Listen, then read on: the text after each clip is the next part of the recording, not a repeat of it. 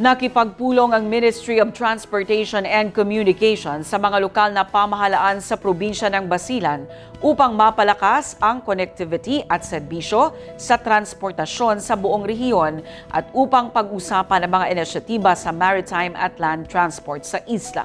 Ang detalye sa report. Pinangunahan ni Ministry of Transportation and Communications Minister Termizi Masahod ang pulong sa pagitan ng mga local government officials sa buong probinsya ng Basilan, kasama sina Director General Attorney Roslaini Macau Maniri at iba pang executive officials ng MOTC noong 21 ng Oktubre. Nanguna sa pulong si Governor Mujib Hataman, Vice Governor Jim Saliman Hataman, Lamitan City Mayor Oric Furigay, Maluso Mayor Kaiser Hataman, at iba pang mga opisyal ng lokal na pamahalaan.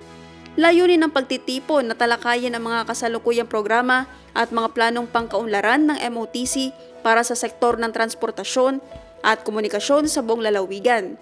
Pinagtutuunan din ng pansin ang operational concerns ng mga pantalan sa Lamitan at Maluso na mahalagang bahagi ng ekonomiya at logistical connectivity ng probinsya.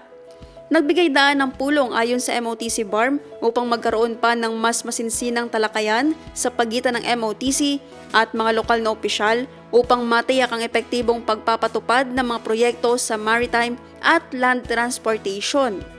Naphtali Velarde, iMinds, Philippines.